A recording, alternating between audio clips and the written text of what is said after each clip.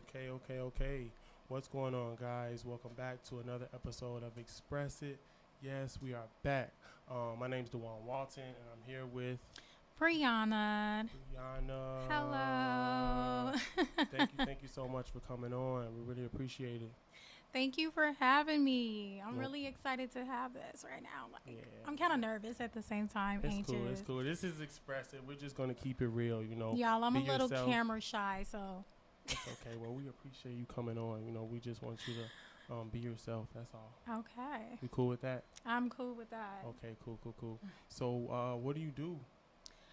So basically, as of right now, I am a fashion stylist. So I work snap. for like a high-end brand. Mm-hmm.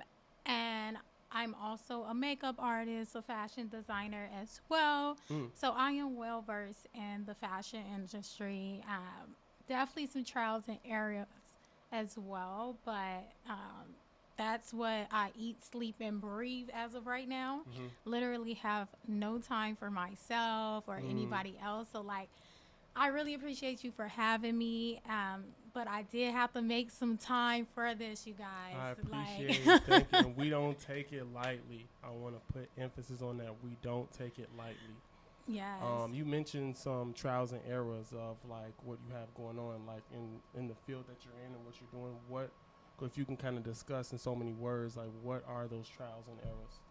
So my the most difficult thing I have experienced, I think I have about 7, 8 years in retail, and for the most part, I always been the only black woman, or I always been 1 to 3 black people in my field. And it has been really hard to like cultivate and maneuver through that. Just because like in the fashion industry, a lot of black people don't have a voice. Right. So with that, it comes with a lot of like trials and error and just learning about like how to work in these predominantly white cultures. And it's just not even cultures. What do I want to call it? Like environment. Right. Because not too many black people have a voice in this field. Right. Yeah, you hit on some very valid points. I feel like us alone, I can agree. I don't feel like we have a voice at all. I feel like we have a voice, but we're not projecting it, if that makes sense. Some of us may be put in certain settings where we do or can project our voice, but we don't. So, and that's another reason why I started the podcast, because I want different souls to come on here, and I want us to really talk our talk, project our voice, get into some of the things that we deal with on like the daily basis, like what we're talking about now with working with these predominantly like white companies and things of that nature. So yeah, I just want a lot of us to project our voice. So most of us do, some of us do, but I really don't think it's I think it needs to be more of it. Yes, I do think it needs to be more awareness. I do feel like it's not talked enough about, because oftentimes as black people, we're the most educated right now. Say that. But we often get frowned upon. Right. And our colleagues also are very condescending at moments, or they feel as if they're very privileged as well. Like, I work with people that don't even have degrees. Right. And they have a better position than me because of their status or who they know. So it's like really big on connection. And it's just like, I had to work hard to get here, and you're basically telling me that my work isn't good enough, but I know way more than you. Right. And like a lot of people would think that is cocky, but it's not. It's a level of confidence, I think. And I think as a whole, we confuse cockiness with confidence. I do think so too. You know what I'm saying?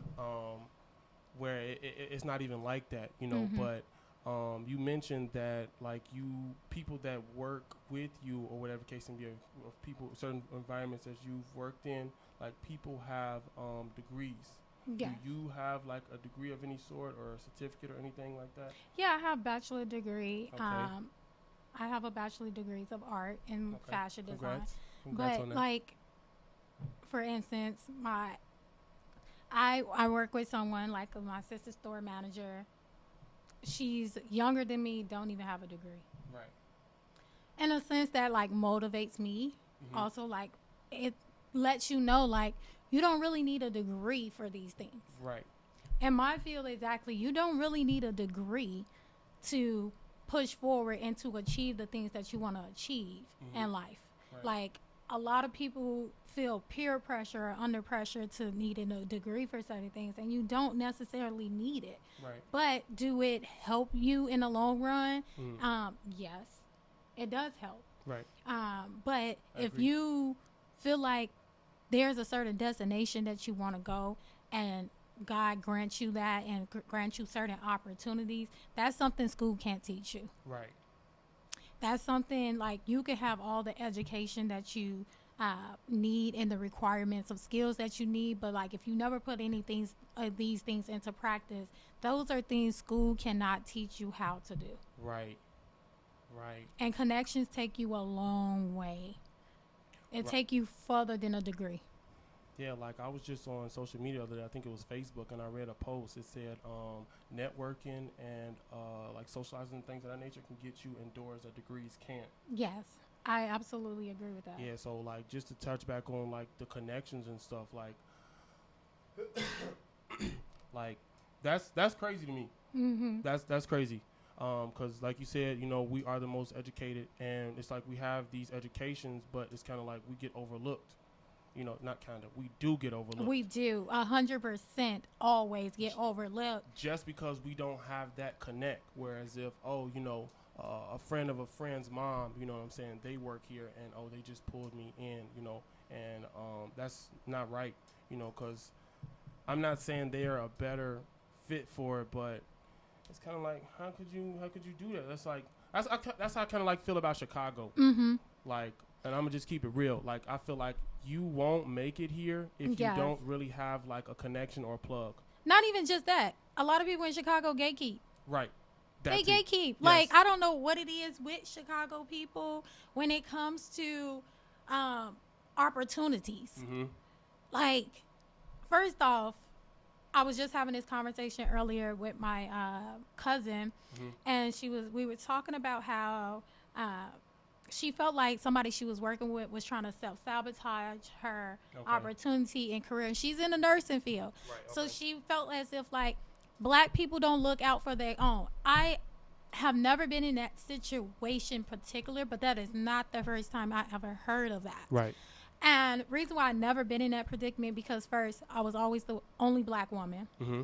Secondly, it wasn't too many blacks in the field that I work with. I remember when I was working at Saks in San Francisco,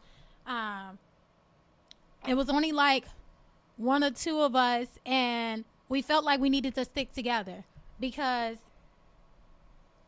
we often didn't see each other too often. And then like my manager at the time, he was an assistant store manager. I also always had my managers was always in good connections with like the store leaders. Mm-hmm. So I always felt like I was a little bit privileged with that because they made sure that they made it their business to have that relationship with the store leaders to have certain opportunities. So I felt like they always took me underneath their wing. Mm-hmm. So just to hear someone else say, oh, I don't have that same experience is really sad, because when you look at our white counterparts or our white colleagues and stuff like that, they stick together. They're like their own little crew and clickety bait, everything. Like, so when you see other black people not being like that, and now we have this mentality and mindset like, I love working with white people more than black people. It's so freaking sad.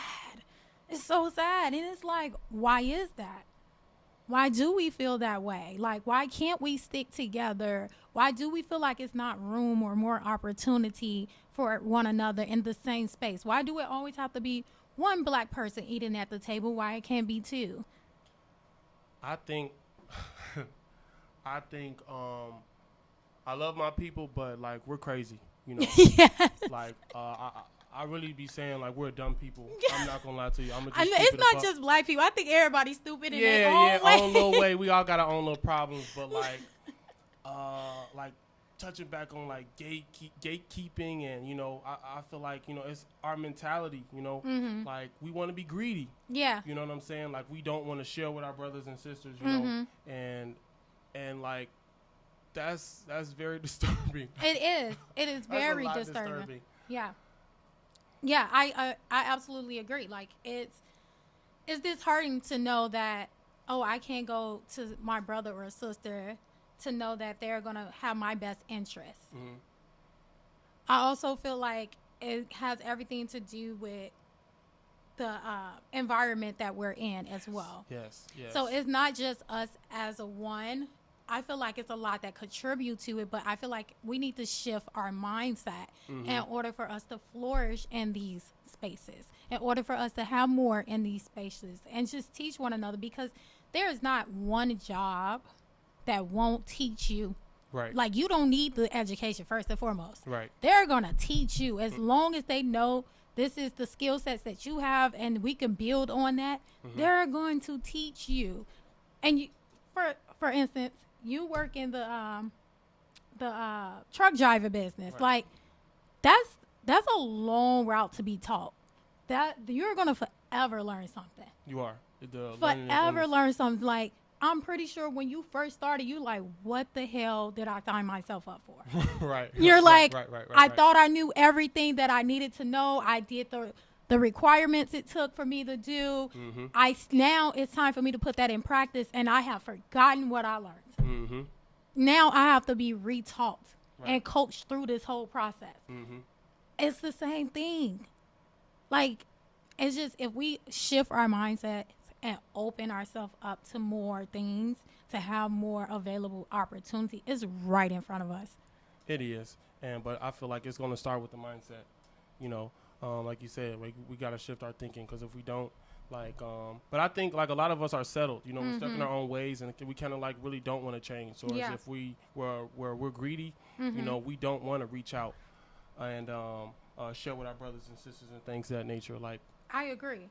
Reason why I'm looking at my phone is because I had someone to come in from my job, and y'all, I feel like I was in a TED Talk. I'm like, but it was so, I was so drawn in, and I was like, it was refreshing. It's like the way he was speaking to you, you wanted to know more. It was so educational. And I was just like, oh my gosh, maybe I don't mind fucking up and ending up in a meeting with you. Right. And just listening in, because I felt like I was being taught so much. Right, and that's motivating. Yes. It makes you want. It makes you want it. So it's rare when you come across people that like just talk to you and motivate you and let you in on certain insight. And it was very insightful, and he was so soft-spoken, and I was just like, tell me more. Like, what the hell? And reason why I brought it up is because he was talking about shifting the mindset. Okay. And how to shift the mindset, not just in the workspace, but like with all things around you. Right? And my field, like I said, to piggyback on, like, it's really hard working in my field because I'm the only black person. I often feel like my voice isn't heard. But it taught me, one thing he taught me was how to shift my mindset. Right.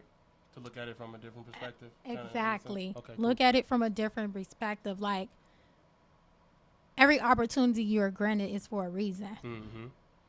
As long as you get something out of it and you feel like you are learning something from it, just know this isn't your final destination. Right. You're gonna keep now, that's one thing my therapist told me. She was like, this isn't your final destination. You're still young. You're still learning. You're still walking. But it's not your final destination. Take this as a learning experience and apply it to the next opportunity. So what has it taught me so far? Learning how to speak up for myself more. As a black woman. Right. Making sure my voice is heard in these type of spaces. Boom. Go ahead, black women. Go ahead. Go ahead. And I love to see it. Even though I'm working in like sales, but like, y'all, like what I do is not regular sales. Like, the numbers are equivalent to selling real estate. So. Oh, dang, that's real high end. Man, real high end. So, like when you compare those type of things, then you realize that, like, the sky is the limit. Right. Like, okay, if I could sell this, what else can I sell? Oh, if I could style this type of person, who else can I style? What other doors can I go into? Right. And with you knowing that, it just, like, opens your mind up to so much more and just broadens your perspective. So that's what the trial and error is for me, learning how to speak up and use my voice in these type of spaces. It hasn't been an easy journey. Hell no, it hasn't been an easy journey. But it's good that you're able to pinpoint that, you know. Yeah. Like you said, like we were saying, like, learning is endless. You know what I'm saying? You can take what you're learning here and apply it elsewhere, and it just keeps on going. You keep climbing that ladder. So that's really, really good. That's really, really good. So you're in sales. Are you more so like, how can I put this? More so in the back end, like the business side of it? I feel like I'm in the back end, front end, deep end. So you one of those workers that's versatile. They got you everywhere. The space that I'm in right now is, they're big on family oriented, and like, so it's not, I don't feel like I'm being gatekept from anything. Okay. I feel like when my store leaders get a message from their bosses, because at the end of the day, even though I'm in the fashion field, we're running a business. Bing. Go. Learning how to operate as an entrepreneur and run your business and what can you contribute is what I'm getting out of this the most.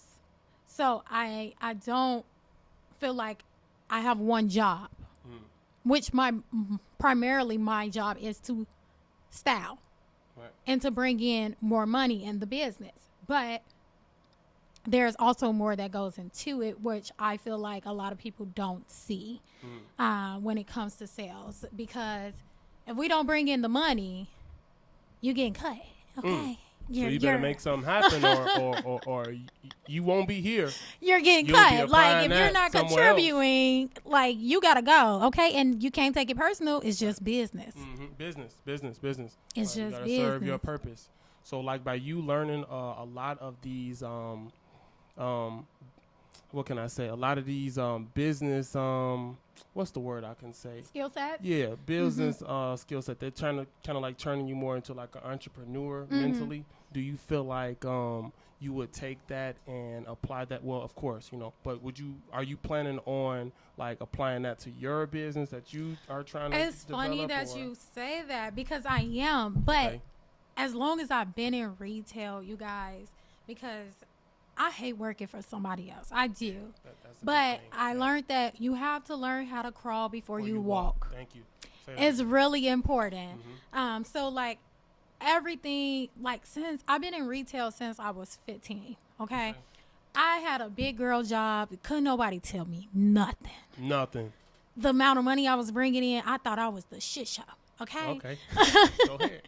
Now that I'm older, that was no money, but for a child, that was a lot of money. Right. But I used to do, like, for instance, like business cards. I used to pay attention to stuff like that, like, oh, what company did they purchase it from? I used to go around and take pictures of it. I used to be like, oh, this is the business card. It has my name on it, but this is the company box. This is their logo. This is where they got the supplies from. I would go around the store and be mindful of those things. Is at 15. At 15. And just take pictures of it. And, like, even, for instance, packaging. Where did they get their packaging from? Right. That's something that I need to run a business. I would take a picture of that. I will also be mindful of, okay, where did they design the clothes at? Where's the manufacturer? I want to know. It will be right there on the clothes. Like, my first retail job was Akira, and I fucking hated it. Don't. When I say, you guys, it was ghetto. Was it the environment with the stuff they sold there, or? It was more so the environment. Like, my store leaders, I didn't feel like they was my store leaders. I remember this one girl. She had me going on a run that was outside of my job. She was like, I'm not sure if she was Filipino or Asian. I don't remember, but like, I'm like, bitch, why am I going to fish you some fucking food for brunch? Like, I'm here to learn about fashion. You got me sitting here making food errands. Right. She's like, yeah. You don't have to clock out. This you get paid for this. This is your store lead.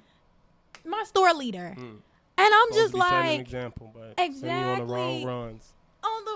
And I'm just like, I didn't last 2 months. I did not last 2 freaking months there.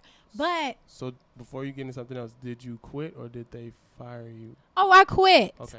I quit, and I will tell you guys. I didn't know if you went off on her for having you go on so many runs. I was too young at the time, so like well, I thought she had my best interest, you know. So, but I say that before I get into how I quit.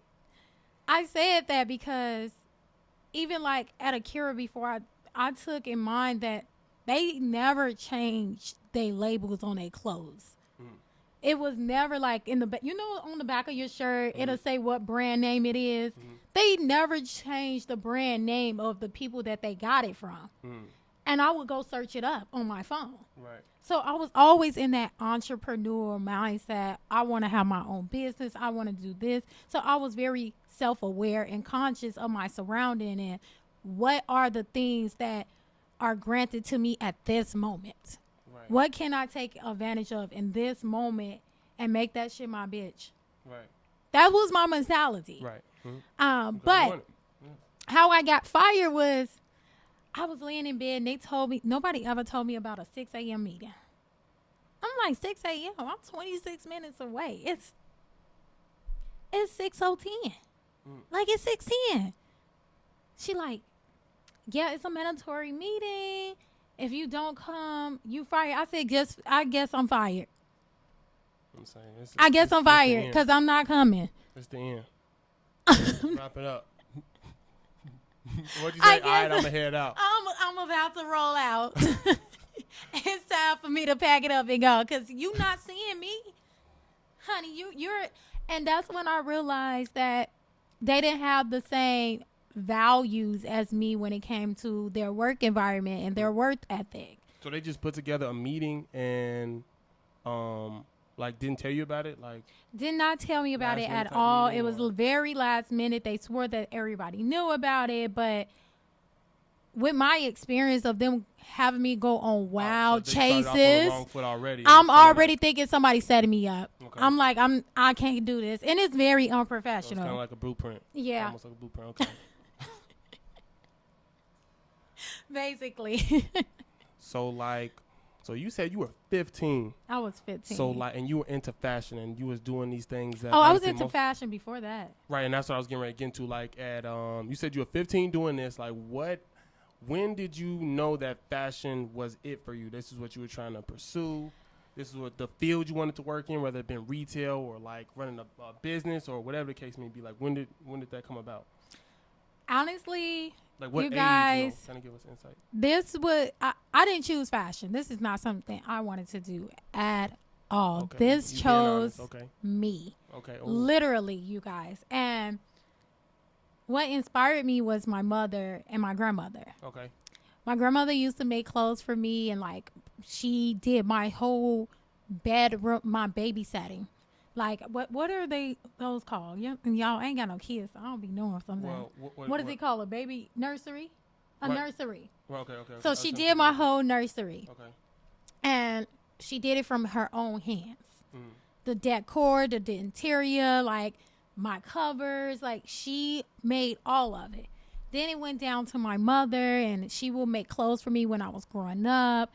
And then my grandmother saw that my 5th grade teacher had us on this project where we had to build our own teddy bear. Mm-hmm. And she realized I love sewing. I would like hand sew a lot of my clothes. I would stitch my name in my jeans. Yo, my Rockaware jeans, oh my gosh. Rockaware was hot. Oh man. I had this fly ass Rockaware birthday suit from my auntie. She bought me for my birthday. And I stitched my name in the back of my jeans because I never seen anybody do that. Okay, so you was already being different. I was already being different. And my grandma was like, oh, you really like this? I'm like, yeah, I do. Like, I'm like, I get bored. I don't know what to do in the house, so I be trying to be creative. Right. She bought me my first sewing machine when I was 12. I still have that sewing machine to this day. My first sewing machine when I was 12. I sewed everything I could possibly think of on that sewing machine. Did I know what the fuck I was doing? Hell no. But I sewed everything to the point I was sewing my fingers together. Right? And she eventually taught me how to sew as well. Now we're going more into industrial sewing machines and stuff like that. And I'm enjoying the bond that we have together and like the time that she's spending and investing on me. And I'm just like, my grandmother's like my best friend. So I enjoyed it. Right. And she's like, you really enjoys this. So it went from that to a thing. Every Sunday I would go see her from church. Now I'm going to see her and we're talking about, okay, what other projects are we going to be on? So now this is like a thing, and I took it all the way to college, and my mother was so proud of me. She was like, oh, my gosh, I can't believe you're really taking this on. Right. So, like, no matter where I'm at in fashion, I always told myself, like, as long as I'm doing what I love to do, I'm going to do that. Right. I'm going to do that. And then eventually, like, I tried to venture out and see, like, what other stuff, like, I would be good at. So I tried to become a MUA. I loved it, and it was an easy side hustle, don't get me wrong, but I didn't have passion for it. The way if you have passion for it and you see that you get pure enjoyment out of talking about it, that's exactly what you're supposed to be doing.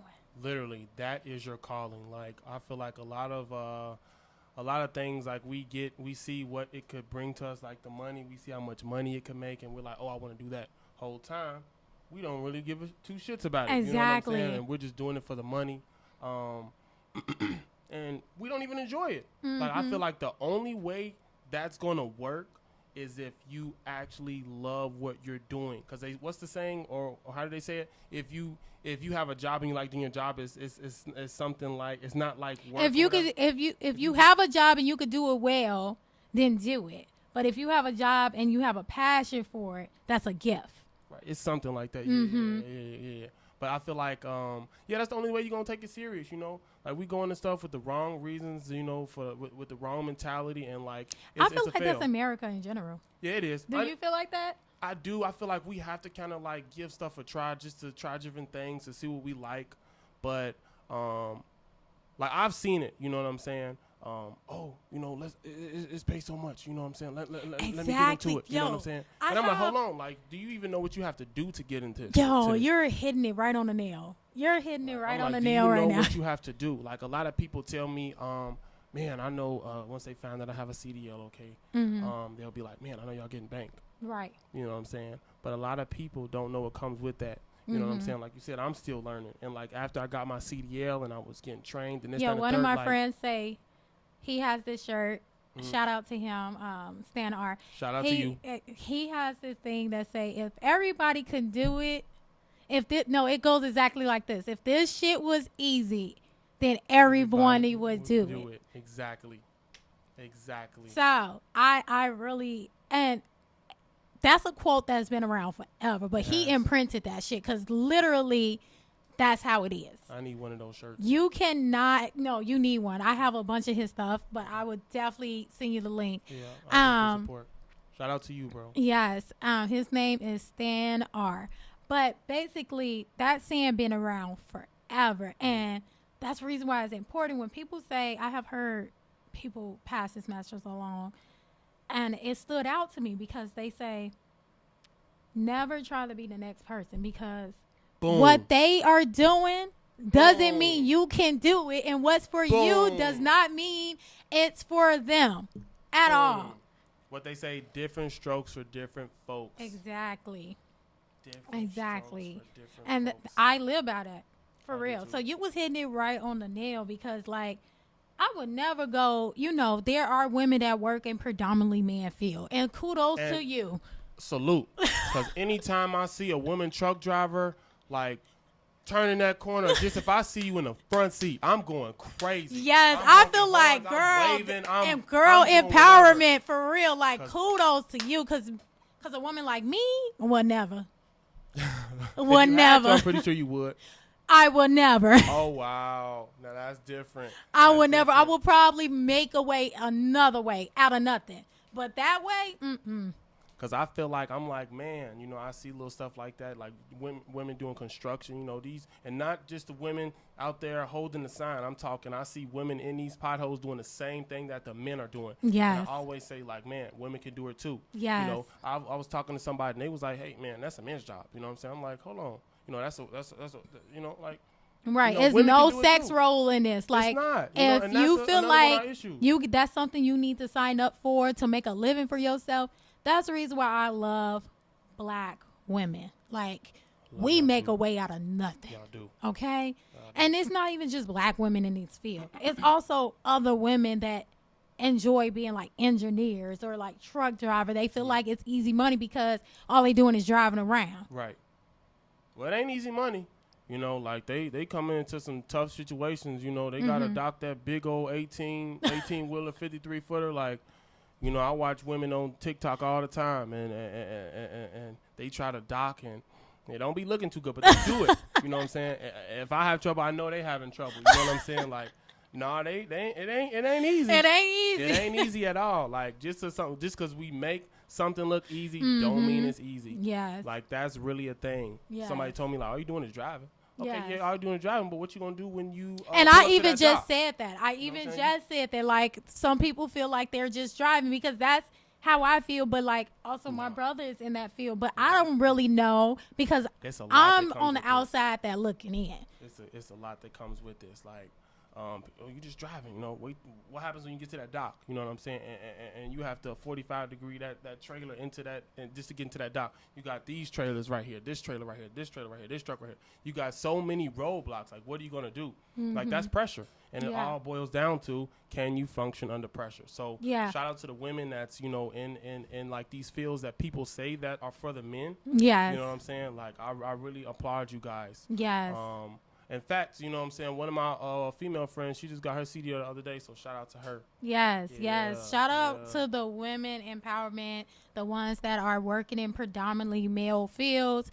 Just know you're not being unrecognized. Like, we definitely, yes. On a very high scale, too. On a very, very high scale. How do you feel about men, like, into fashion? Ooh, that's a... How do you feel about Yo, he's trying to get into some shit right now. Man, I'm trying to get into it. How do you feel about men into fashion? Y'all know that's a predominantly woman field right there. And I got mixed emotions. I'm gonna just be honest. I have mixed emotion, but I'm gonna try to just try to keep it short as possible. I gotta kick back on this one. I gotta kick back. I'm listening. I'm fully tuned in. My thing is, it's already hard for women as it is, right? And we do need more male voices.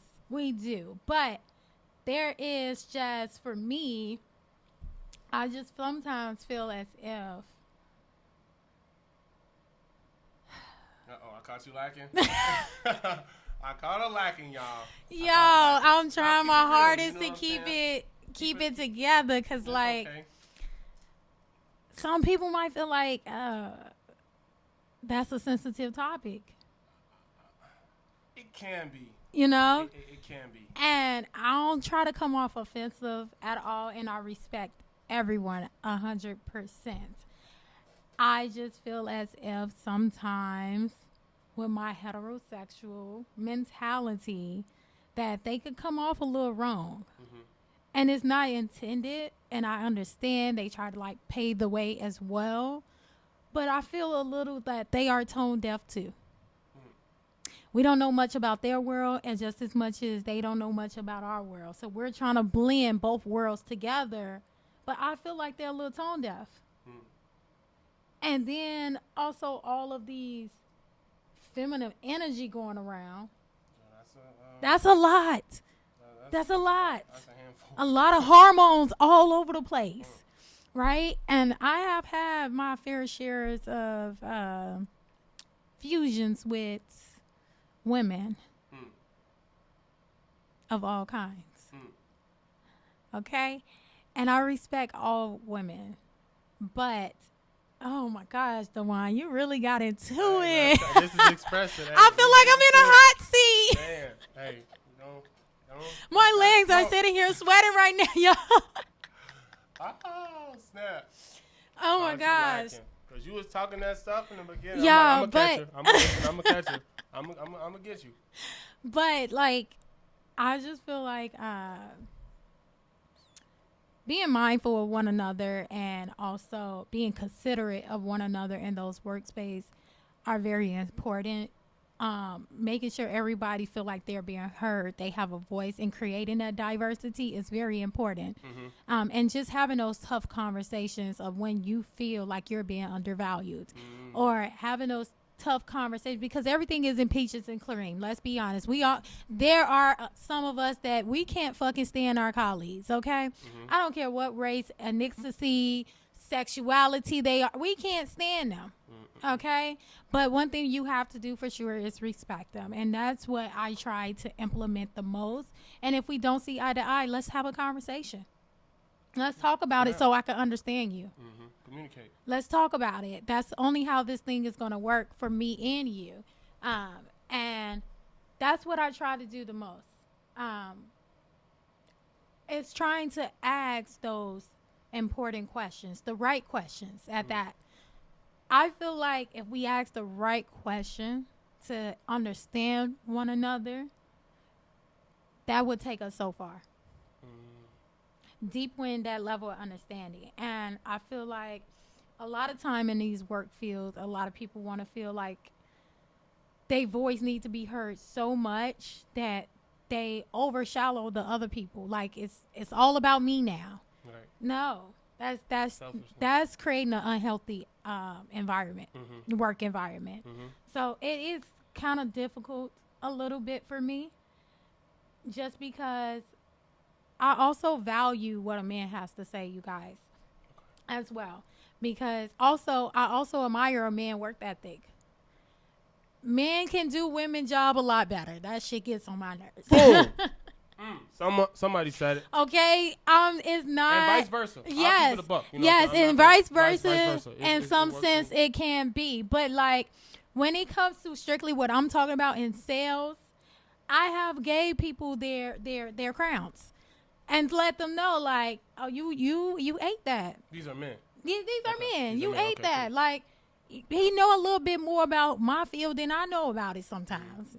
But at the same time, I have to be mindful, and I try. It's kind of a little discouraging, but I try to be mindful. Like, hey, I am still young. I am still learning. Like, what can I do? So what I do in those sense, I ask for advice. I ask for advice deeper in my level of understanding. What made you so good at what you do? Instead of viewing it in a negative perspective. Right. So that's what it is for me. And it's not an easy role mixing two worlds because we both have different mentalities. Right. Has that ever, in your experience, don't have to be your current experience, could have been years ago, have you ever ran into any conflict of some sort concerning that? I haven't ran into any conflict. Or like any type of situation. Go ahead. I haven't ran into any conflict. I try to be respectful of everyone. But I try to meet people at where they're at. Right. Okay. So what I have learned is that since it's so much of like it's two different worlds, and understanding is big. It's really big. Just understanding, asking the right questions. Never run into those problems at all because I give people the same level of respect that I want. Right. But when you're deepening a connection, you want to not cross anybody, step over anyone. Right. You want to respect their boundaries. You want to know what their triggers are. Right. And I think that's the biggest thing is learning that. And but people might not even cut you out, but people might not always know that. Something might be said and or done or whatever, and you didn't even know. It could Right. have been unintentionally. Yeah. You know, and they could have pulled you to the side like, hey, I really didn't Yes, like I that. have And then, had like, some of those incidents as Okay. well where I had to been pulled to the side, but like as long as it's done respectable. What was it? As long as it's done respectable. Was it?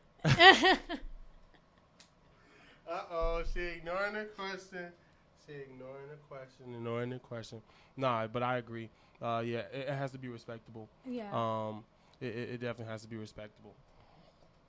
For sure. So, like, what is your long-term plan? Well, I wouldn't say long-term, but, like, short-term plans dealing with this? Like, what is your goals? What is your, like, next? How can I say this? Like, what do you have coming up, basically? You know, as far as this, it could be in general or whatever. Yo, listen, I after experiencing death, Sorry to hear that. My condolences. I stopped planning. Okay. I stopped. And I gave it all up to God. I let him guide completely. I feel you on that one. Right? I feel like that's to add too much complication to life, too much stress.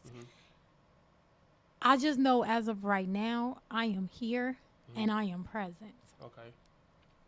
And right now, I see myself being exactly where I'm at and just honing my skills and just furthering my career, you know, and building my personal development when it comes to my career. Okay. So where do I see myself after this road has ended? Probably I really want to get into costume design and like wardrobe sets and stuff like that on movies and stuff like that. So that's where I really see myself. But like I said, you got to crawl before you walk. You do. So I am very patient when those doors open. When you see that opportunity, I am going to reach for it and I'm going to catch it and go after it. But as of right now, I feel like I have a fantastic job. I feel like I'm doing just okay for myself as of where I'm at right now. But like, do not stress out about if it ain't all figured out. I feel like I can't speak for everybody. I struggle with that, you know. I'd be like, man, what's going to happen in so much time? You know what I'm saying? Like, we think long term and we like, man, I want to be here. And it kind of like gets frustrating. I ain't going to lie. Because, like, I got to make it so much. Sometimes I want to make it so much that I can't sleep at night. Yeah. You know, like just the thought of not being something. Yeah. You know what I'm saying? Even if you didn't do what you want to do, you know what I'm saying? As long as you're kind of like living your life, you know, bettering your livelihood, you know what I'm saying? It's just a thought of like being a nobody or like not accomplishing your goals. And it's okay to be a nobody. Let me just tell you that because it's a better way to phrase that. Yeah, it is. And it's okay to be an average Joe. Okay. It's okay to have that regular 9-to-5 job. Okay, everybody don't want that dream fantasy lifestyle because that lifestyle comes with more problems. It does. More stress. Like, it's okay. It's okay to sit back and be like, hey, this is the happy medium that I think I'm okay with. Right. I cannot add more to my plate. Right. So I feel like in this generation, we often feel like, oh, we see what the next person have and we want to possess it too. Right. Yeah. Yeah. You might not be able, you might not be capable. Right. Or have the strength that they have to possess that type of blessing. Man, like, and it's okay because that same person you idolizing probably idolizing you too and feel like, damn, I wish I could just sit back and relax how they sitting back and relax. Right. So that goes back to what we were saying at the beginning of our topic, shifting the mindset. But like it doesn't always, I get what you're saying. You hit on some valid points, but it doesn't always have to be like just because, like for me, example, right? I'm doing what I want to do. You know, I'm a construction head. You know, I went to school for construction, got my certificate in that. Right. I'm a truck driver. I'm doing what I want to do. You know what I'm saying? And I enjoy it. And not because I seen somebody else doing construction or driving a truck. Like, this is like what I wanted to do. And I kind of want I got big dreams, you know, and I do believe in dreams. You know what I'm saying? So I feel like whatever I want, I can get it. You know what I'm saying? If I put in the work, right. You know what I'm saying? If I'm doing what I'm supposed to be doing, I know God will second that and handle his part, you know, as long as I'm doing mine. But I said all that to say, like, it doesn't always have to be that someone is like looking at, you know, like what somebody else is doing or whatever. People could just have big, high expectations for themselves. Yeah. You know what I'm saying? And I feel like this generation, like we do. Like, I feel like we're really the ones to push this through the roof. I do feel like we're the ones that's trying to break those generational curses. Exactly. And kudos to us, okay? Yeah. Generation Z and X, we doing the damn thing. Like, we are. Don't let up. We're trying to start businesses, you know. We're just on a lot of creative things that weren't here back in the day. I won't gonna say they weren't here, but yeah, they weren't here in so many words. You know what I'm saying? I just feel like due to social media and the certain media that we have now, those things have been that has been gatekept from us, and that like wasn't shown in the light is now being shown, and we are taking those opportunities as they come. And let me just tell you, those generations before us can't stand us. Okay, because they like, you guys are doing the right thing. I wish we had that mentality. I wish we had that opportunity. I wish I could have did this, and I'm pretty sure it's gonna do that from the next generation on and on and on. But we are the generation that started it all. And I feel like exactly like we're in a different time now. Like I used to talk to my granddad. You know, he's no longer here with me. You know what I'm saying? Rest in peace to him. But I used to be talking to him for sure. I used to be talking to him, and he used to be telling me about like how things were back in his day. Yeah. You know what I'm saying? And I just be like, Pops, you know what I'm saying? Like, we on a whole different scale now. Like, that ain't how this is going. They now. don't understand that like, at all. That ain't how this is going. You know what I'm saying? Like, this is going like this. Yeah. You know, he'd be like, boy, in my day, you know what I'm saying? Back in my day. What's their favorite saying? Back in my day. Like, it wasn't back here. in 1969. Right, like, man, you know, like, it wasn't here. So I just feel like, you know, this generation. I feel like it was here, though. What, back then? I feel like it was. Yeah. Do I feel like technology has been more advanced? Yes. But do I feel like it was here? It was here. But we couldn't see it. We couldn't touch it. We couldn't feel it. We didn't know how to access it. They ain't even have phones to get on social media. Exactly. They was using them Saved by the Bell phones. You open it up, you pull the antenna out. You know what I'm saying? Like, and they was using them. First off, y'all, he's speaking of the Saved by the Bell phone. Yeah. I still have one of them bitches in my house. Oh, wow. But they can't get on social media. And like let me that. just tell y'all, back in the day. You know what I'm that saying? motherfucker still work. That little roller phone, it still roll. You put one finger in, turn it, it rings in the basement. I still hear it. Our what is it called? The home line that is cut off, but I promise you, if we was to turn it back on, it'll ring. It will ring. That I don't think it could die. I don't think so. And chirps was hot back then too. Well, not so far back, depending on how far we talking, but I'm pretty sure chirping's still around now. I really don't know. What's chirping? Chirping is where it's, I wouldn't say it's kind of like a walkie-talkie, kind of is in a sense. Oh, the like, chirp. Yeah, you'll hit the button and you'll chirp somebody, and then they'll chirp you right back. You don't know about that? The chirpy chirp that we used to call it chirp. Yeah, boom. There you go. Yo, like, you just told your age. Hey, I'm still young, but and that's why another thing, like, I don't feel like I'm with this generation. I do, but then I feel again that I'm not. Okay. Because like this generation really doesn't know about. Well, they probably know about it, but they really can't. How can I put this?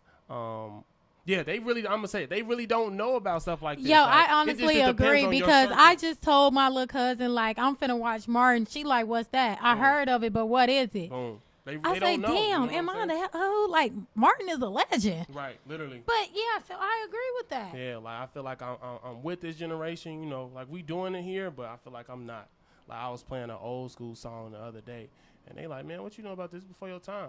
I was like, yeah, it is though, but you know, like a lot of my folks was like listening to this, so I feel like it all depends on old like, souls. who We you old around, souls, yeah. You know what I'm saying? That has a lot to do with it. Yeah. Somebody just told me I was an old soul the other day. They was like, it just don't come off as. Also, I have a baby face, y'all. So like, I took a picture with somebody. I still look 12. I said, "Fuck." But that's cool though. That's cool though. You're but when cool when I start talking, they feel like I feel. Yeah, I just grab people in. I just grab people in. So like when we was talking about the production of this and like having this podcast set up and like me coming on the show, I felt like we just bounced off each other because we both are like old souls. Right. We have so much wisdom. We know so much, and we just want to inform other people and get other people insight. Yes. And express it. Put that voice out there that people didn't even think they had. Yes. You know what I'm saying? Yeah. Wow. That was great. Yeah. That was great. Yeah, that was great. I did catch you lacking though. You did. You look. My legs had started sweating and everything. I'm like, fuck. How can I put this? How can I come off without coming off insensitive or? Don't challenge that mental for sure. Oh my. Yeah, we definitely did just bounce off each other a lot. That's great. That's great. Old souls. Yeah, and I feel like we have a lot of these conversations often and all the time. All and the time. like, Dewan was telling me how like when he was like, "Oh, I'm starting a podcast." I shot my first episode. I was like, "Shut the fuck up." What my exact words, y'all, because I never curse for real. I'd be like, "Shut the front door." It's curse word is cool. Yeah, but yeah, she did. It's all for entertainment purposes. It's all for entertainment. But I literally was like, "Shut the front door." Right. I was like, "Oh, I wanted to start my own as well." So like, I felt like this gave me like the little encouragement because like, I feel like we're a good energy. Yeah, we are. We're a good energy. We just bounce off each other and like. And it's good to have those people around. Mm-hmm. Like I really don't like to even hang around people that the energy ain't there. Yeah. You know what I'm saying? You don't have to be as high as me, you know. But like, y'all, this nigga's always on the top of the world. I try to be, you know, because I feel like you are who you hang around, or like it can be a part of you, you know, you know. So like I try to, you know what I'm saying, like hang around some like-minded people, you know, some people that can match me of some sort. You and don't do have you to be feel doing like the same that's thing because that I'm of? doing, but not to interrupt you, but do you feel like that's because of our upbringing? Absolutely. I feel like that too. Absolutely. It has a lot to do with that. Absolutely. Absolutely. Because of the environment and the neighborhoods we grew up in, we tried to break the idea norm of how those kids turned out to be. Boom, and be different. Yeah. Absolutely. That was the foundation right there. Yeah. And then everything else was just like added to the pot. Just expanded. Absolutely. That has a lot to do with it. I say that all the time, you know. People like, man, like, oh, you're so young, and you act like this and this, that, and the third. And I'm just like, you know, all has to do with my upbringing, you know. I'll be the first to, well, I ain't gonna say I'll be the first to say it, but like I feel like I wasn't raised like how like everyone else was raised. Yeah. You know, it was definitely, I had definitely different type, not to say that I'm better than somebody else, better than the next man. No, it's just like, this is what splits the two. You know what I'm saying? My parents was also big on like, oh my gosh, they wanted to know everyone. It used to annoy me, but now that I'm older, I really appreciated it. Yeah. But they don't always understand stuff. Yeah, they was like, you are a product, you know, of who you hang around. Oh, you can't hang with that person no more. Why? What did they do? I could already see it. You can't hang with them. No, she can't come outside. No, I used to be so salty in the house. I used to be like, why I can't go play with the other kids? Didn't know they was getting into things that wasn't really contribute to their development character as when they get older.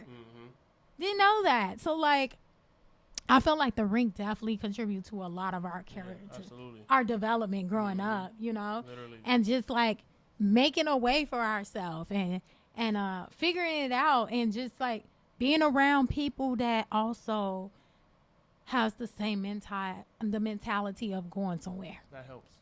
Because that's, I feel like, you know, within that group of that energy and that positive thinking and all that, that's going to help each other excel. You know, like we feeding off each other. We helping each other. You know what I'm saying? So, yeah, that definitely has a lot to do with it. Yeah. And I just love that. Yeah. I really, really do. I do too. Man, I do too, because it's hard It's hard out here. It's hard to come across supportive people and people that's willing to support whatever you set your mind to do. Like, it's hard. And oftentimes people don't have that support system. Nope.